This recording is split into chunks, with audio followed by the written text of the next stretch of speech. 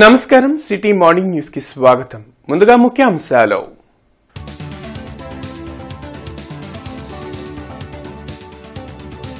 Amaravati in nature concept తో రాజధాని నిర్మాణం ఉండాలి. అధికారులకు సీఎం చంద్రబాబు సూచన.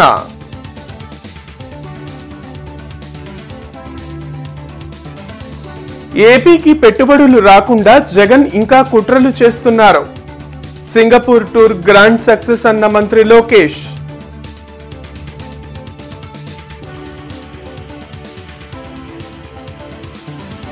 పరామర్శల పేరుతో మాజీ సీఎం జగన్ బల ప్రదర్శన చేస్తున్నారు. మండిపడ్డ హోంమంత్రి అనిత.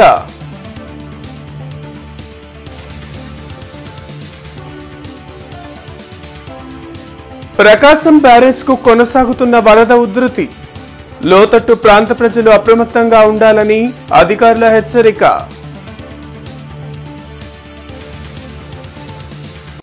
ఇంటర్నెట్ చరిత్రలో సంచలనం సిటీ బ్రాడ్బ్యాండ్. ఇప్పుడు ఇంటింటికి ఇంటర్నెట్, సిటీ నుంచి గ్రామం వరకు అదే స్పీడ్. మీరు ఈ రోజే సిటీ బ్రాడ్బ్యాండ్ కుటుంబంలో చేరండి. రాజధాని Amaravati beautification green globe master plan పై ముఖ్యమంత్రి చంద్రబాబు సమీక్షించారు. వెలగపూడి సచివాలయంలో నిర్వహించిన ఈ సమీక్షకు పురపాలక శాఖ ముఖ్య కార్యదర్శి సురేష్ కుమార్, ఏడీసీ సీఎండీ పార్థసారథి, ఇతర ఉన్నతాధికారులు హాజరయ్యారు.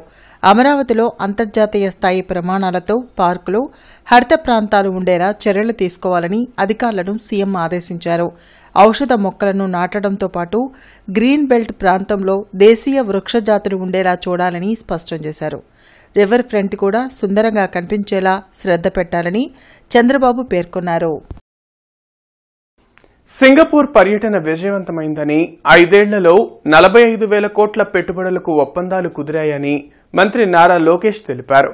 తాము ఎంఓలు చేయటం లేదని, నేరుగా కార్యరూపంలోకి తెస్తున్నామని చెప్పారు. ఉండవల్లిలోని క్యాంప్ కార్యాలయంలో మంత్రి నారా లోకేష్ మీడియాతో మాట్లాడారు. సింగపూర్ పర్యటన విజయవంతమైందన్న ఆయన దేశంలోనే అతిపెద్ద స్టీల్ ప్లాంట్, డేటా సెంటర్లు ఏపీలో ఏర్పాటు కాబోతున్నాయని వెల్లడించారు. రాష్ట్రానికి పెట్టుబడులు రాకుండా సింగపూర్ అధికారులకు ఈమెయిల్ పంపించారని, మురళీకృష్ణ అనే వ్యక్తికి వైసీపీతో సంబంధాలు ఉన్నాయని తెలిపారు. రాష్ట్రాభివృద్ధి కోసం పలు రాష్ట్రాల్లో పార్టీలు కలిసికట్టుగా పనిచేస్తుంటే ఇక్కడ మాత్రం చెడగొట్టేందుకు కుట్రలు చేయడం దురదృష్టకరమని లోకేష్ అన్నారు. మేమందరం అహర్నిశలు కష్టపడుతున్నాం. గౌరవ ముఖ్యమంత్రి గారు అయితే సింగపూర్లో 8 ఆయన మీటింగ్లు మొదలు పెడితే రాత్రి 11:30 వరకు మీటింగ్లు నిర్వహిస్తున్నారు. అంటే ఆంధ్ర రాష్ట్రానికి పెట్టుబడులు తీసుకురావాలి, యువతకి ఉద్యోగాలు, ఉపాధి తీసుకురావాలని ఆయన అహర్నిశలు కష్టపడుతున్నారు. ఆయన అంత కష్టపడుతుంటే మేము కనీసం ఇంకో గంట ఎక్కువ కష్టపడాలని మేమందరం పరిగెడుతున్నాం. ఇదంతా జరుగుతున్న సమయంలో ఒక వ్యక్తి, మురళీకృష్ణ అని ఒక వ్యక్తి, సింగపూర్ ప్రభుత్వానికి ఈమెయిల్ పంపించాడు. అక్కడున్న మంత్రులందరికీ, అధికారులందరికీ, సింగపూర్ హై కమిషనర్తో సహా ఆ వ్యక్తి ఈమెయిల్ పంపించాడు. ఆంధ్ర రాష్ట్రంలో అన్స్టేబుల్ గవర్నమెంట్ ఉంది, రేపో మాపో ప్రభుత్వం మారిపోతుంది, మీరు ఆంధ్ర రాష్ట్రంతో ఒప్పందాలు చేసుకోదు అని క్లియర్గా అతను చెప్పారు. మేము అందరం ఆశ్చర్యపోయాం. మరి ఇంత కష్టపడుతున్నాం, పెట్టుబడులు తీసుకొద్దామని మేము ప్రయత్నిస్తాం, ఎవర్రబ్బాయి ఈ వ్యక్తి అని మేము చెక్ చేస్తే ఏకంగా ఆ వ్యక్తి పెద్దిరెడ్డి రామచంద్రారెడ్డి కంపెనీ పిఎల్ఆర్ కన్స్ట్రక్షన్స్లో పనిచేస్తున్న వాళ్ళతో అనేకసార్లు మాట్లాడారు. వైకాపాకి చెందిన మాజీ ఎమ్మెల్యేలతో కూడా అతను మాట్లాడారు. అంటే వాళ్ళు ఒక వ్యక్తిని ప్రోత్సహించి అతని చేత ఒక ఈమెయిల్ పెట్టిస్తే ఇవన్నీ ఆగిపోతాయి, అభివృద్ధి జరగదు, అప్పుడు తిప్పి మమ్మల్ని తిట్టచ్చు, అభివృద్ధి జరగలేదని ప్రయత్నం చేస్తున్నాడు Jagan Reddy. This is criminalization of politics. ఒక మహిళ వ్యక్తిత్వం గురించి నీచంగా మాట్లాడిన వ్యక్తిని మాజీ సీఎం జగన్ పరామర్శించడానికి వెళ్లటం జుగుప్సాకరంగా ఉందని హోంమంత్రి అనిత వ్యాఖ్యానించారు. వెలగపూడి సచివాలయంలో హోంమంత్రి అనిత మీడియాతో మాట్లాడారు. ఎవరిని జగన్ వెళ్లి పరామర్శలు చేస్తున్నారో ప్రజలు గమనించాలని సూచించారు. మాజీ సీఎం జగన్ చేస్తున్నది పరామర్శలా లేక బల ప్రదర్శన అనేది స్పష్టంగా చెప్పాలని కోరారు. పోలీసులను కించపరిచేలా జగన్ వ్యాఖ్యలు చేయడం కరెక్ట్ కాదని అనిత అన్నారు. మా పట్టాభి గారు ఒక మాట మాట్లాడితే ఏదో మీకు కోపం వచ్చింది, మీ కార్యకర్తలకి బీపీలు వచ్చినాయి అని చెప్పి సాక్షాత్తు మా తాలూకా పార్టీ ఆఫీసుల మీద దాడి చేసే పరిస్థితి మీరందరికీ తెలుసు. ఆ రోజు కేసులు పెడితే కనీసం కేసులు తీసుకోవడానికి కూడా ఒక పోలీస్ కూడా ముందుకు రాలే. ఈరోజు మా పరిస్థితి అది కాదు. ఈరోజు ప్రసన్న కుమార్ రెడ్డి గారి ఇంటి మీదకి దాడి చేసిన వాళ్ళందరి మీద కూడా కేసులు పెట్టాం. వాళ్ళు ఎవరెవరి మీద అయితే కేసులు పెట్టారో వాళ్ళందరి మీద కూడా మేము కేసులు పెట్టాం. ఈరోజు వాళ్ళందరికీ నోటీసులు ఇష్యూ చేశాం. వాళ్ళందరూ కూడా ఎంక్వైరీకి వస్తున్నారు. అంటే ఈరోజు ప్రజాస్వామ్యబద్ధంగా ఎవరికైనా అన్యాయం జరిగినా పూర్వాపరాలు ఎలా ఉన్నా కూడా ప్రాథమిక విచారణ నిమిత్తం కేసులు పెట్టే బాధ్యత కూడా మేము తీసుకుంటున్నాం. ఎగువన కురుస్తున్న వర్షాలతో కృష్ణానదికి వరద ప్రవాహం కొనసాగుతుంది. నాగార్జున సాగర్ డ్యాం గేట్లు ఎత్తి దిగువకు నీటిని విడుదల చేస్తూ ఉండడంతో పులిచింతల ప్రాజెక్ట్, ప్రకాశం బ్యారేజ్లకు వరద నీరు పెద్ద ఎత్తున వచ్చి చేరుతోంది. దీంతో ప్రకాశం బ్యారేజ్ గేట్లు ఎత్తి దిగువకు నీటిని అధికారులు విడుదల చేస్తున్నారు. లోతట్టు ప్రాంత ప్రజలు అప్రమత్తంగా ఉండాలని, నదిలో చేపల వేటకు వెళ్లవద్దని హెచ్చరించారు. వరద ప్రవాహాన్ని ఎప్పటికప్పుడు అధికారులు అంచనా వేస్తూ తగు చర్యలు చేపడుతున్నారు. గత ప్రభుత్వం తూర్పు నియోజకవర్గాన్ని అధోగతి పాలు చేసిందని ఎమ్మెల్యే నసీర్ అహ్మద్ ధ్వజమెత్తారు. సుపరిపాలనలో తొలి అడుగు కార్యక్రమంలో భాగంగా 11వ డివిజన్లోని ఆనందపేటలో ఎమ్మెల్యే నసీర్ అహ్మద్ పర్యటించారు. ప్రతి ఇంటికి వెళ్లి కూటమి పాలనలో అమలవుతున్న సంక్షేమ పథకాలు వివరించి వారి సమస్యలను అడిగి తెలుసుకున్నారు. ఈ సందర్భంగా ఎమ్మెల్యే మాట్లాడుతూ 11వ డివిజన్లో శానిటేషన్, రేషన్ కార్డుల సమస్యలు మా దృష్టికి వచ్చాయని తెలిపారు. ప్రజలందరికీ అవసరమైన అన్ని మౌలిక వస్తువులు కల్పించేందుకు కూటమి ప్రభుత్వం కృషి చేస్తుందని చెప్పారు. ఈ కార్యక్రమంలో డివిజన్ అధ్యక్షుడు ఉస్మాన్, మజర్, జమీర్, ముజీబ్, మల్లికా తదితరులు పాల్గొన్నారు. సుపరిపాలనలో తొలి అడుగుల కార్యక్రమంలో భాగంగా ఈరోజు ఆనందపేట ప్రాంతంలో పర్యటించడం జరుగుతూ ఉంది. ముఖ్యంగా పేద ప్రజలు నివసించేటువంటి ఈ ప్రాంతంలో అనేక రకాల సమస్యలు ఉన్నాయి. గత 5 సంవత్సరాల నుంచి కనీసం ఇటువైపు తొంగి చూసినటువంటి పరిస్థితి లేదు. ఎన్నికల తర్వాత దాదాపు 3 సార్లు ఈ ప్రాంతంలో పర్యటించడం జరిగింది. ముఖ్యంగా ఇక్కడ నివసించేటువంటి పేద వర్గాలు, ముఖ్యంగా పారిశుద్ధ్య కార్మికులు ఎక్కువ శాతం ఉండేటువంటి ప్రాంతం ఈ ప్రాంతం రెల్లి బజారు. దీంట్లో వీళ్ళందరూ కూడా సంక్షేమ కార్యక్రమాలు అవుట్సోర్సింగ్ ఉద్యోగస్తులకి ఎవరికి కూడా అందట్లేదనేటువంటి మాట వీళ్ళందరూ కూడా చెప్తా ఉన్నారు. దీని మీద ప్రత్యేకమైనటువంటి శ్రద్ధ తీసుకొని ప్రభుత్వ దృష్టికి తీసుకొని వెళ్ళి ముఖ్యంగా పారిశుద్ధ్య కార్మికులు, రెక్కాడితే డొక్కాడనటువంటి కుటుంబాల్లో నివసించేటువంటి వీళ్ళందరికీ కూడా తప్పకుండా సంక్షేమ కార్యక్రమాలు కూడా భాగస్వామ్యం ఇవ్వాల్సినటువంటి అవసరం ఉంది. తప్పకుండా గౌరవ ముఖ్యమంత్రి గారి దృష్టికి తీసుకొని వచ్చి ఈ ప్రాంతంలో నివసించేటువంటి ప్రతి ఒక్క తల్లికి కూడా ఈ సందర్భంగా మాటిస్తా ఉంది. బృందాన్ గార్డెన్స్ లోని ఎన్టీఆర్ స్టేడియం నూతన పాలక మండలి ఎన్నికలు ఆగస్టు 18వ తేదీన జరగనున్నాయి. ఎంతో కాలంగా గార్డెన్స్లోని ఎన్టీఆర్ స్టేడియంకు ఎలక్టెడ్ పాలక మండలి లేకపోవడంతో కార్పొరేషన్ అధికారులు ఎన్నికల ప్రక్రియ మొదలుపెట్టారు. దానిలో భాగంగా ఇప్పటి వరకు 25 మంది నామినేషన్లు దాఖలు చేశారు. మొత్తం పాలక మండలి సభ్యులు 7గురిని ఎన్నుకోవాల్సి ఉంది. అయితే ఈ ఎన్నికల్లో పోటీ చేసేందుకు పలువురు ఉత్సాహంగా నామినేషన్లు దాఖలు చేస్తున్నారు. ఆగస్టు 1వ తేదీ మధ్యాహ్నం 1 గంట వరకు నామినేషన్లకు గడువు ఉండగా చివరి రోజు ఎక్కువ నామినేషన్లు పడే అవకాశం ఉంది. నంబూరు గ్రామంలోని ఎస్టీ కాలనీ వాసులకు వర్షాలు పడుతున్నప్పుడు ఆసరాగా ఉండటానికి విలేజ్ రీకన్స్ట్రక్షన్ ఆర్గనైజేషన్ సంస్థలో పరదా పట్టలు పంపిణీ చేయు కార్యక్రమానికి జిల్లా కలెక్టర్ ఎస్ నాగలక్ష్మి ముఖ్య అతిథిగా పాల్గొన్నారు. నంబూరు ఎస్టీ కాలనీ వాసులు ఇళ్ల స్థలాలు లేక పడుతున్న బాధలు, కనీస అవసరాలు తీర్చుకునే అవకాశాలు లేవని, వర్షం పడినప్పుడు ఇళ్లలోకి నీరు చేరి పడుతున్న బాధలు కలెక్టర్ దృష్టికి తీసుకెళ్లగా సమస్యలు స్వయంగా తెలుసుకోవడానికి కలెక్టర్ నంబూరు కాలనీలో పర్యటించారు. అనంతరం జరిగిన సభలో కలెక్టర్ మాట్లాడుతూ కాలనీల్లో పరిస్థితులు పరిశీలించడం జరిగిందని, ముందుగా ప్రభుత్వం ఏమైనా పథకాలు అమలు చేయాలంటే ఆధార్, రేషన్ కార్డులు కావాలని, వాటిని ముందుగా ఇప్పిస్తానని, తదుపరి ప్రభుత్వ పింఛన్లు, తల్లికి వందనం, ఆరోగ్య సేవలు నమోదు అవటానికి అవకాశం కల్పిస్తానన్నారు. చిన్నపిల్లలకి ఆధార్ కార్డులు, స్కూల్లో చేరేందుకు కుల ధృవీకరణ, ఇన్కమ్ సర్టిఫికెట్లు జారీ చేస్తామని, ఓటర్ కార్డులు మార్పు చేస్తామని తెలిపారు.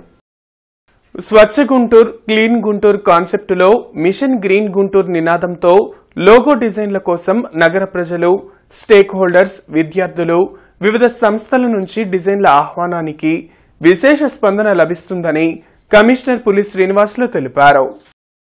ఈ సందర్భంగా కమిషనర్ పులి శ్రీనివాసులు మాట్లాడుతూ మిషన్ గ్రీన్ గుంటూరుని ప్రజల్లోకి విస్తృతంగా తీసుకువెళ్లేలా ఆకర్షణీయమైన డిజైన్లతో కూడిన లోగో కోసం ప్రజలు, విద్యార్థులు, స్టేక్ హోల్డర్స్ నుండి డిజైన్లు ఆహ్వానిస్తున్నామన్నారు.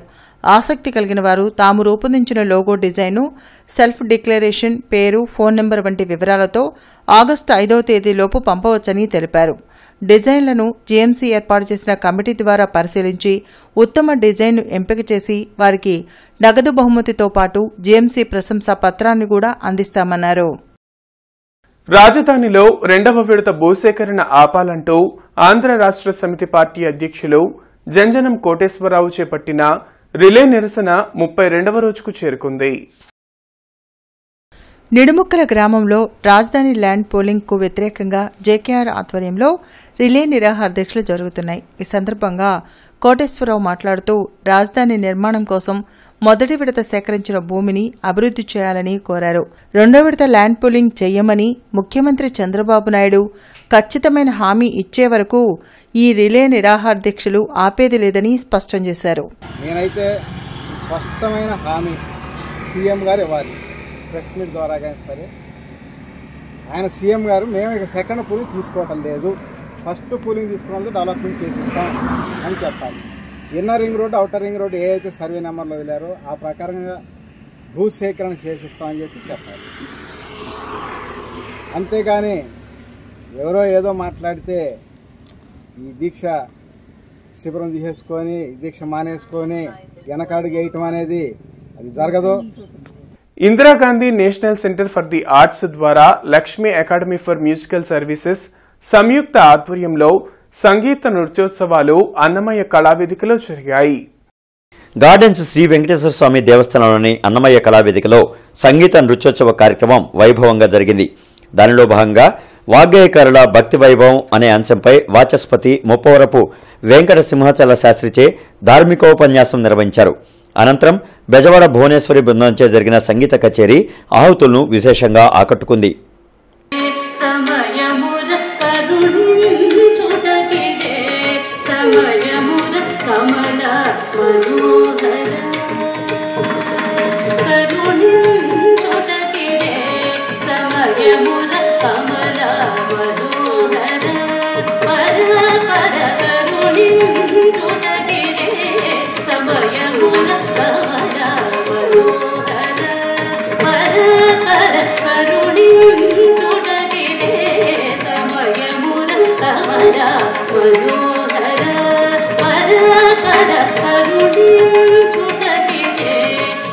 గుంటూరులో ప్రతిరోజు కళకు సంబంధించిన అది సంగీతం కావచ్చు, నృత్యం కావచ్చు, ఆధ్యాత్మిక ఉపన్యాసాలు కావచ్చు, నాటకాలు కావచ్చు, సినీ సంగీతం కూడా కావచ్చు, ఏదైనా కావచ్చు, కళకి సంబంధించిన కార్యక్రమాలు ప్రతిరోజు బృందావన్ గార్డెన్స్ వెంకటేశ్వర స్వామి వారి అన్నమయ్య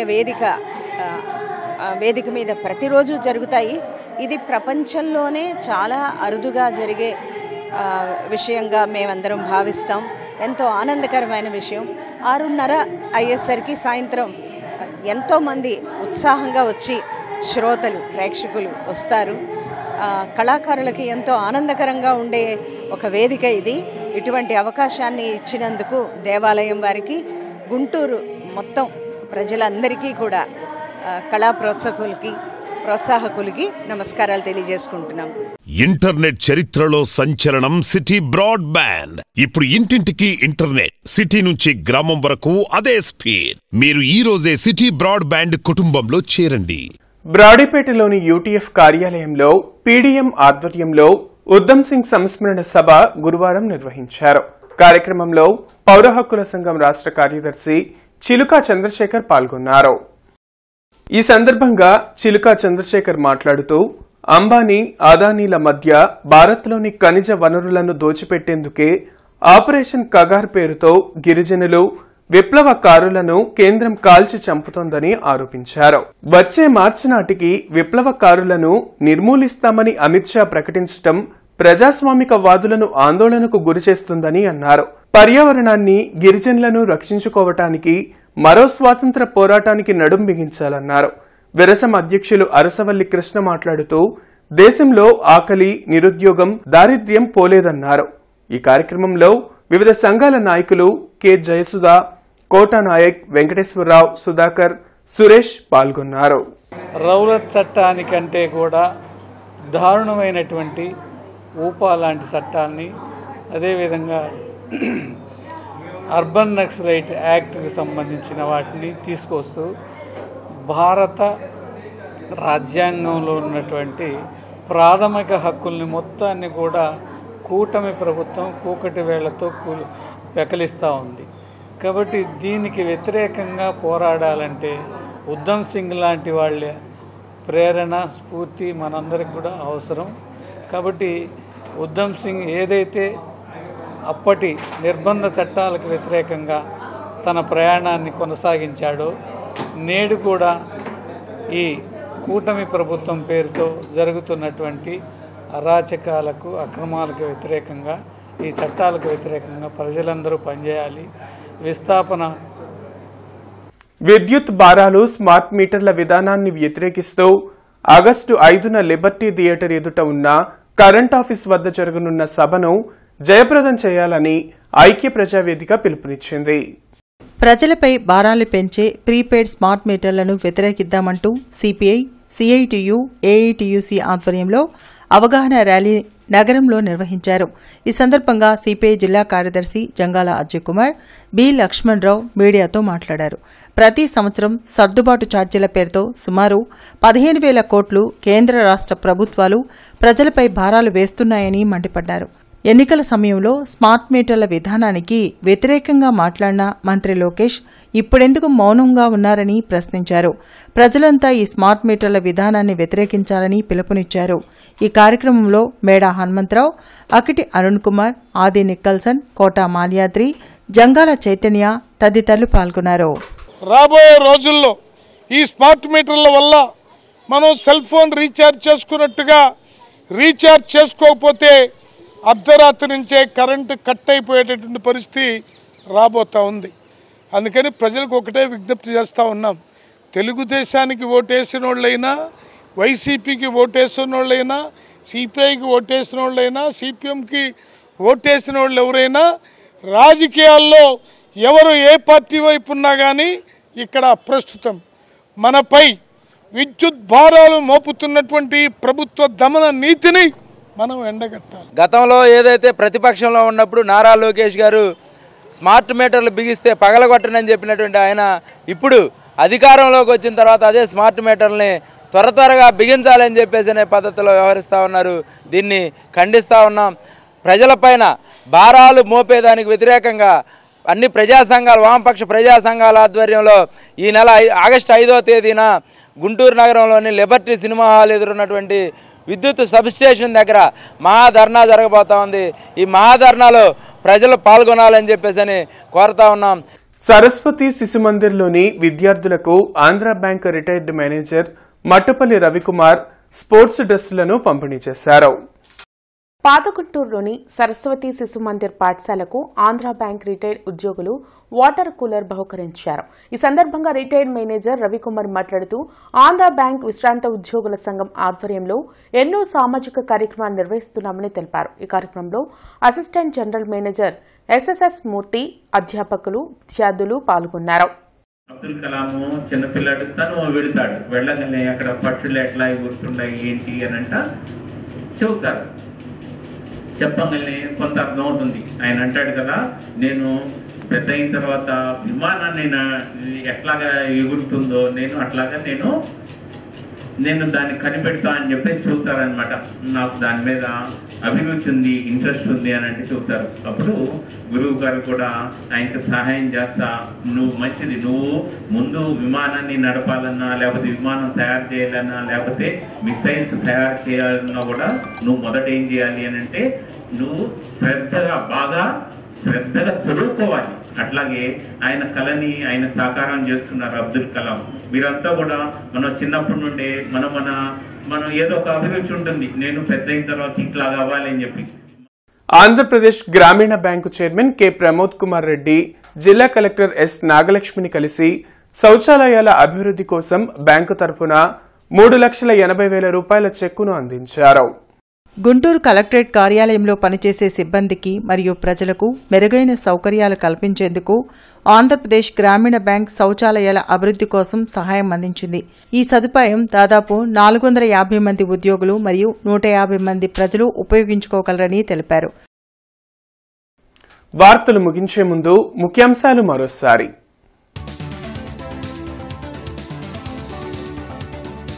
అమరావతి ఇన్ నేచర్ కాన్సెప్ట్తో రాజధాని నిర్మాణం ఉండాలి. అధికారులకు సీఎం చంద్రబాబు సూచన.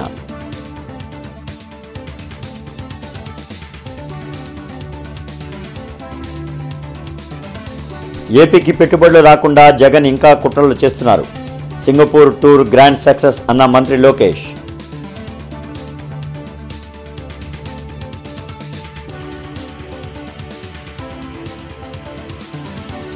పరామర్శల పేరుతో మాజీ సీఎం జగన్ బల ప్రదర్శన చేస్తున్నారు. మండిపడ్డ హోంమంత్రి అనిత.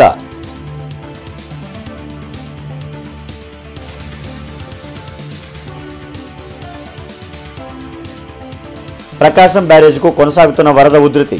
లోతట్టు ప్రాంత ప్రజలు అప్రమత్తంగా ఉండాలని అధికారుల హెచ్చరిక.